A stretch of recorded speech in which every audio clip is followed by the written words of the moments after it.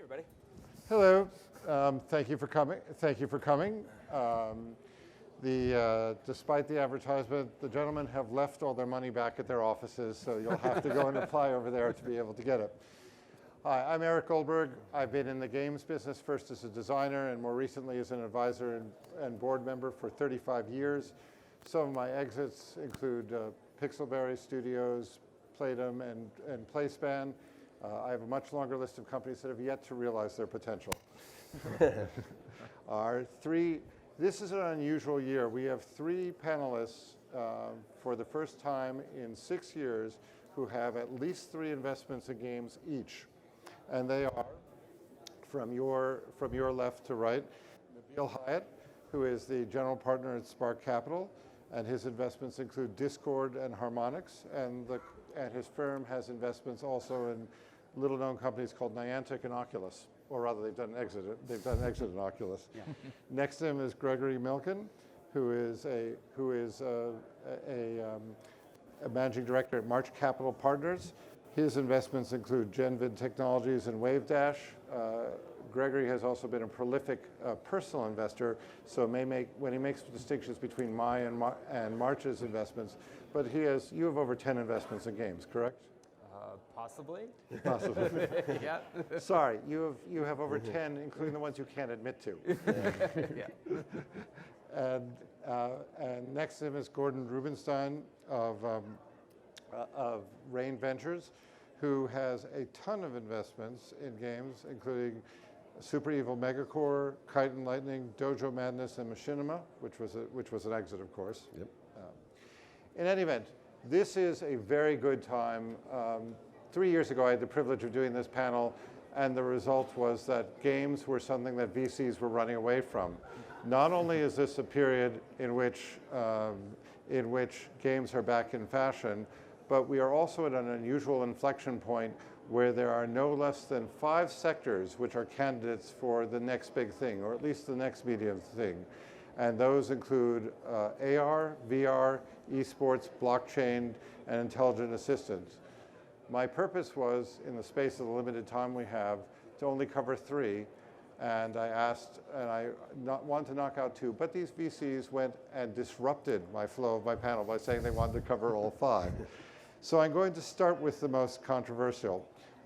At a panel that Gregory and I participated in January, I had done a survey, and consumer VR was described as a smoking ruin in terms of new investment.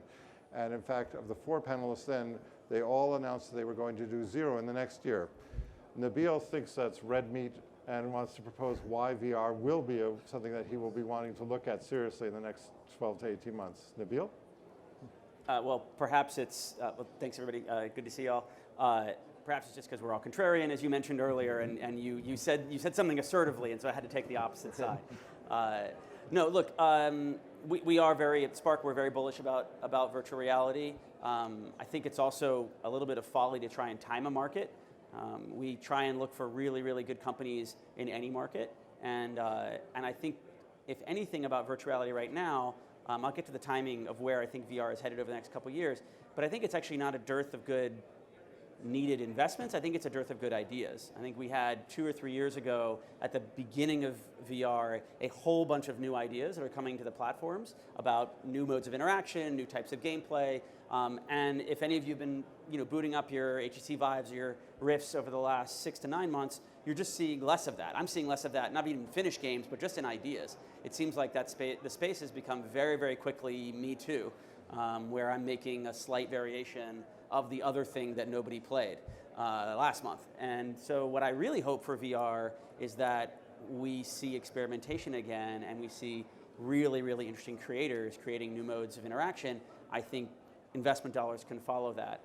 To talk about the platform overall really briefly though, if you were to back up 4 years ago to a few months before Spark, we led the Series A at Oculus, back in the Kickstarter days, what was the vision, or what did you really think it was going to take before Oculus was going to be, or any VR platform was going to be mass market? And it's an accessible price point, something close to a PlayStation in price point, 6 degrees of freedom. In other words, I don't have to sit in a chair really statically and just do this. I can actually walk around the room. Oh, did you lose? We just lost. Hello? I'll Right. try and move my hands around a little less when I talk. And 6 degrees of freedom, accessible price point are the two biggest things. And ideally something that's like I can press a button, it boots up, and I don't have to like reinstall my drivers every single time I load it, and all the things that are basically a part of every time I boot up my Vive. We don't have that yet. And so I think it's important as we all get impatient and want to see massive success to realize where we are in the platform. We spent 3, 4, 5 years in mobile games where VCs lost lots of money and entrepreneurs lost lots of money, and it was dead, and then suddenly there was an app store and it took off. And so I just wouldn't get tired. I still think we're before the mass market phenomenon, and I think we're actually, if you look at the development cycles, we're like less than a year away. Next Christmas will be all of the things I just listed. Will come to market, and I think that will be a gun going off for the market. Okay, because the issue at VC is too early is indistinguishable from a wrong bet. That's right. So 1 year is fine. Gordon? Yeah, so I mean, we've looked at over 300 VR companies over the last 2 years. We've invested in 4 of them, and we're of the similar mindset that it's just a matter of time. And so what we've done is we've made smaller investments early on, and then we've had our companies raise capital. And it's hard to do, but really think with the mentality, it's going to take probably 36 months for the industry to come to fruition. So if you look at the companies we've invested in, for the most part, they've either raised that capital, have low burn rates, or we've funded companies that have really small, burn rates that are producing games like, Babylon, Battle Royale, and probably seen it or played it. Babies fighting babies, taking selfies in a stadium environment. Everyone loves that. But that team is a 2-person team, and they kept a very low burn. So I just think, I agree, it's just a matter of time. You got to be patient. We could go back from the internet to mobile to software as a service. It takes longer than people think and a little bit more money, but hopefully we've learned a lot of lessons as investors. And the companies that do end up, being around 2-3 years from now have the ability to really scale and not have as much competitive, forces from other companies and other funding. So time will tell. Okay, so Nabeel goes 1 year, Gordon goes 3 years. If you're going with Gordon, ask him for more money because you'll need a little bit more time to be able to do that. Next, let's go from VR to what was the absolute hottest word at GDC, which is blockchain. It was so hyped and it was so mentioned that one of the leading people in the industry said, put the challenge that it was a solution in search of a problem. All right, in terms of someone who's looking to invest in blockchain, how do you want to rebut that? You want to take it? I don't know that I'm, that excited about blockchain yet. Okay. Good. Give the negative. Well, I guess just a little bit on that. I feel like all the pitches I'm seeing, people are coming in and they're explaining their company first as a blockchain company rather than as a company that's solving a problem. So most of the pitches I've seen today are you should invest in us because we're blockchain, not you should invest in us because we're actually solving a problem in the market. So if a company has a perspective that blockchain is going to help them solve, some product market fit, then I'm interested. I'm not interested if you're walking in the door and saying I'm blockchain. All right. I think blockchain represents both the best and worst instincts of gaming as an industry generally, which is that gaming has always had this, and I started a gaming company previously, invest regularly in gaming. It has always had the kind of like slightly ambulance chaser mentality of every single year there's some new hype cycle, and then there's a certain portion of the whole industry which usually turns into some kind of side summit at GDC, which is chasing after that new thing. Gaming happens to be secondarily at the forefront of a lot of new amazing trends over the last 40 years, and it's usually one of the very first consumer product categories that gets access to that. And so those are two sides of the same coin. Because gaming's hard, it's like a survival of the fittest mentality, and so you're always chasing down new things. I think in blockchain, the opportunity specifically is gaming historically has had very, very tight controls both by the developer and the publisher. And decentralization represents an opportunity to potentially play around with the idea of decentralization and see whether consumers value that. So for instance, I used to be able to trade my Pokemon cards without having to talk to the Pokemon company. When I'm trading Pokemon cards online, I have to go through the developer. If that developer shuts down, those virtual cards go away. what does that do to the economy of those cards? Does that deflate the value? Does that change my consumer perception and retention of that game? These are things that actually are unexplored, and so I think blockchain, there's a game in particular that's actually built a kind of Hearthstone-style TCG that runs on Ethereum, and that's a good example of a situation where we're doing an experiment. Like, does it matter to a consumer's behavior that they actually have ownership over those cards separate and apart from that developer? And that's an example. Yeah, and I would add to that the ability to port your characters and build that up in one game and go to another game using blockchain to track that and other virtual goods is going to be incredibly valuable over time, and I do believe we will see that in the next 2 to 3 years. So the basic point is to go to a strength. Another thing about blockchain and cryptocurrencies is it's all about creating value in a virtual currency. That is one ability that the games industry has demonstrated for over 20 years. Yep. Back in 2000, CCP was the first game company to hire a professional economist to be able to do it. It is interesting, in other words, look to what the strengths are rather than present to Gregory, and please say poor Gregory from another, it's blockchain and we have no clue why it has to do anything with games company. Next, let's talk about AR. Gordon, obviously AR has been, the AR field has been distorted by the 8,000-pound Pokemon in the room. We've never seen something with as outlier of a success as Pokemon Go in terms of revenues. The closest was World of Warcraft when it had 12 million subscribers, and the next up was 400,000.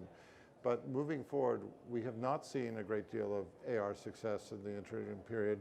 So why are you bullish on AR? So we don't necessarily think of AR as the next platform or another platform. We actually think like it's described as augmenting other games. And so whether it be from a mobile perspective, whether it be from IoT, maybe even some of the voice stuff that we'll talk about, it's the ability to use these APIs from Google. It's the ability to use the AR kit. You saw at some level what Snapchat did with the Easter egg hunt. It's not just going to be location-based, but it's going to be about augmenting existing platforms with another form of media. And so again, it's incredibly early in the life cycle. I think Pokemon Go, it was a huge success. I mean, I was actually incredibly surprised how big of a success it was, how quickly it was a success. I think that's going to be a bit of an anomaly for the next couple of years. But again, we don't think it's a platform, a standalone platform necessarily. We think it's augmenting other platforms today. Right. Can I push back on that Please a little do. bit? Like, I don't think of Pokemon Go. So we're an investor in Niantic. I don't think of Pokemon Go as augmenting any other platform. Like, it doesn't. You don't use your Facebook contacts. You're not hanging out on ESPN.com while you're playing Pokemon Go. It's its own reality. And in fact, you could imagine, they did not do this, but you could imagine, frankly, selling an entirely untethered device to the rest of your mobile phone, and it would probably work, and consumers would probably buy it. And so it doesn't feel that tethered, and I don't actually think it's similar to mobile in that it layers on top of the rest of other platforms. It actually feels, when I think about AR, I don't think we're going to get really, really mass AR outside of something like Pokemon Go and maybe one or two other pieces of IP until we have things like glasses. I do think the idea of me holding a mobile phone and like walking around my life is it's just not fun. Like, it's highly unlikely. Also, maybe just my arms aren't in good enough shape to be doing that. But I think other than things, very, very short-term game experiences similar to Pokemon Go, I think we're still waiting 5, 6, 7 years until glasses can augment the world around us perfectly before we really see mass adoption of 30, 40, 50, 60 applications. And don't disagree with that. The one thing I will say in terms of laying on top of a social layer, what you saw with, I don't know if you played the Easter egg hunt, but we were running around playing the Easter egg hunt. It was a lot different experience playing with my friends on Snapchat versus playing independently on Pokemon Go. So again, these are kind of 1.0 examples. I agree with you, whether it be the glasses or whether it be something embedded or whether it be voice, it is going to probably be a part, not necessarily, again, an independent platform, but a part of the next generation experience. Yes, AR also comes with one of the great cautionary notes, if to the extent it succeeds. Nokia did some great research about 8-10 years ago, which showed that people working with fully functional AR actually walk down the street with the equivalent of awareness as if they had drunk 2 bottles of vodka. because essentially the human mind got fooled by certain quality of AR. And we're seeing some of the early problems with Pokemon Go, the people diving over cliffs and so on and so forth, and crashes being inspired. There are some very different real world problems to navigate in Gordon's augmented scenario. Yeah, but I'll agree with Nabeel in terms of like it's not necessarily going to be location based, and what we're seeing in Pokemon Go is the end game. It's going to be something very different, I think, in terms of how we interact. It won't necessarily be about going from point A to point B. Okay, let's move on to intelligent assistance, which is perhaps the furthest out in terms of market reality. Gregory, you can confirm that you made an investment, but you can't admit whether it counts towards your 10 investments that you may have made. Correct? Tell us why you went into intelligent assistance. I think just in terms of adoption, I mean, we're all seeing that people are adopting smart speakers in the homes. It's prevalent. It's a technology that people love to use. Particularly, I have 5 kids. I see it with my kids in the way they interact on a daily basis and what they do. Most of their information and what they inquire about in terms of even questioning, answering trivia, whether it's about the weather, or even playing a simple game like 20 questions is an interaction with Alexa. And sometimes I feel like they're talking to Alexa more than they're talking to me as a parent. So I just think there's widespread, potential to take a platform like smart speaker intelligent assistants and leverage that into entertainment, as is already being done with some applications and skills. Also, it is inherently social. We come back to why people like entertainment, why people like games. My best experiences in playing games is playing with my friends or talking about it with my friends. I think voice works really well with that when you have a speaker in a room that multiple people can interact with. And games can easily be cooperative or competitive just in terms of the voice interaction.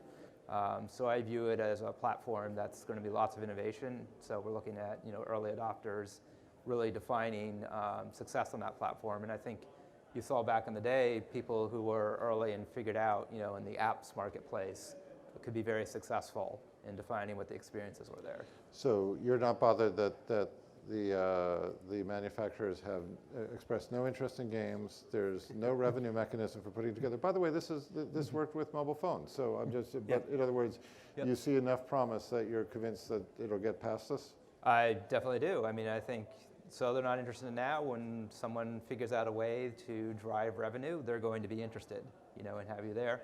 And I think the smart speaker assistant is persistent in the home. So you can continually interact with it just as people carry mobile phones with them everywhere. When you're in the home and around, the assistant is there and it lives on your mobile phone too. So I think your touch point with it is constant. Okay. Now by the way, excuse me, we are running a relay race over here because of the limited time. Can I add one thing on the virtual, the assistant? I should say no, but I think the home is really interesting, and I think there's 35 million out in the homes today. But we're going to pick up. I mean, the estimates are up to an hour in our cars and self-driving. I think that opens up a huge opportunity for voice interaction and voice gaming, and I don't think people have really thought about that opportunity. Right. Between AR images and intelligent assistants in cars, you're going to cause more car crashes with your investments. That's why we make investments in autonomous. It's just it all feeds together. Okay. That's right. Sorry, Nabeel has had an exit in autonomous cars. So it's just to play more games. That's the only reason. There's some diabolical plot going on between Gordon and Nabeel over here. Anyway. Well, yeah. Whereas game investors, we're only successful when people are not productive and spending their time playing games. I have said my 35-year mission is to destroy American productivity, and thank you, gentlemen, for supporting my quest. Let's go to esports, which is one of the new things, which has proved itself as a big thing. However, 2 of the areas of value creation have been captured. One of which is there are only so many tentpole games, and there are under 10 of them. I mean, obviously, League of Legends, et cetera, and so forth, and also. The professional sports owners, many of whom are billionaires, are putting money into the field, and for them, this is money that is not significant, which is great for starting a field, but it's terrible for VCs when you're up against money which does not have the same return profile as you do. So what are the interesting opportunities that remain? Gordon, since you got an extra answer, I'm going to go to Gregory and Nabeel because I've got one more question after this. Gregory. Yeah, I mean, look, I think it comes back to fans and viewers. There's lots of engagement around fans watching games and just viewers of games, whether they're esports or just competitive games in general. There's lots of ways, I think, that haven't been exploited to monetize those viewers, whether it's selling them digital items, whether it's allowing them to interact directly with the game stream, and affect gameplay. That's interesting. Or as we've seen, they've rolled out, in the Overwatch League, people will pay money to digitally cheer for a team. That's kind of crazy, but it's happening. So it doesn't have to be the game itself, but the fans and viewers around it are just really under-monetized at this point. Right, and that's before you get to gifting, which is, of course, the main way of contributing money in China, which is giving gifts to people. Nabeel, you're also invested in this space? Yeah. Well, let me back up just a second, take it just one level up in altitude, which is that basically, every successful company in gaming over the last 30 or 40 years has taken advantage of, either one, new distribution channels, so things like Supercell taking advantage of mobile distribution channels with what is relatively similar gameplay, frankly, to what they saw on Facebook and things like Heyday early on. Or two, they have a tweak on a pre-existing formula of gameplay. They tweak it a little bit, find a new model, and find a new audience. So this is the first 20 years of first-person shooters every 2 years, right? And then every once in a while, there's an opportunity to do both. And all of the really breakout successes are a combination of a tweak of new gameplay and new distribution channels. So this is Zynga with Facebook is both a new type of gameplay and a new distribution channel. League of Legends is a new type of gameplay tweak as well as a new distribution channel through Twitch. I think when we talk about esports today, if we're talking about the way it is today, I think it's not blue ocean anymore. It's red ocean. I wouldn't do it. Right. But I also think that interactivity with Twitch, the fact that I am a broadcaster, I'm interacting with my audience, creates, and there's a bunch of small startups trying to figure out how do I not make the Twitch experience a passive experience, but a way in which I'm interacting with my audience. I think that will be both a new distribution channel through Twitch and other platforms, as well as a new mode of interacting, which will be an allowance for new modes of gameplay, which could create really, really seismic companies. But I think that's still early, and I don't know who that successful company is there yet. We don't know. By the way, these gentlemen have each made at least 2 investments in this space, so they continue to, an early stage, so they continue to go forward. Last question, which is a greatest hits question, which is that everyone asks, are you going to fund my game? Are you going to fund my studio? Gregory may not be able to admit that he's been funding games on the side, but everyone here has been funding studios. What are the prospects, sort of lightning rounds, and Gordon, I'll start with you, in terms of funding studios? Listen, the less people funding from a venture perspective, the better for us, obviously, because it's a better value. But we, as a member of the gaming community and somebody who was an entrepreneur who needed funding, and it was very difficult to get venture funding in gaming, we fundamentally believe that there's going to be great games that are going to be created. We look for games that have a social layer to it. We look at games not only as kind of a one-off, mano-y-mano type of experience, but we look at it as obviously collaboration around the world. We think there'll be a better understanding. There'll be more connectivity going forward. So yes, we're in the business of funding games. We invested in Super Evil Megacorp. They created an esport early on. It's an incredibly social game, and we think it's going to continue. And so yes, we're open for business, and we are investing in games. Okay, and you'll do it before launch, and you'll do it after launch, which is good. Case by case basis. I have to move on. I just want to check. Gregory? Yes, we are definitely investing in games. So before launch or after? Before launch or after? Before launch, we're doing Series A, and I do seed investments on the side. So yes, definitely before launch, investing in games. And is there any particular quality? I mean, Gordon mentioned social layer. Is there anything you particularly look for? I mean, I think definitely we're looking for. Games are a service in a sense nowadays. So when we're talking about games, we're talking about someone who's going to have a long-term relationship and isn't going to put something out that just runs and sells for 3 months and is done. So if your game is a long-term relationship with your players, in terms of longevity, we're interested. Okay, Nabeel, we funded Harmonix, Niantic, and Proletariat, so 3 studios so far, would happily invest in more studios. I think the commonality across them is that it's just not another Me Too product. We're looking for founders that aren't trying to chase whatever the hype cycle is this year. They like authentically are trying to build something very, very different that can disrupt the market. I don't think that's 90% of studios, but we're very happily to invest in studios that are really trying to disrupt things. All right, I wanted, first of all, thank you for coming. I know that you will have some questions, and what we're going to do is in about 2 minutes, we will line up outside over there with the three panelists so you can ask them for questions. They still will not have their checkbooks with them, and they will not have their Bitcoin accounts to do that. Anyway, I want to thank Nabeel, Gregory, and Gordon, and thank you all for coming. Thank you. Thank you.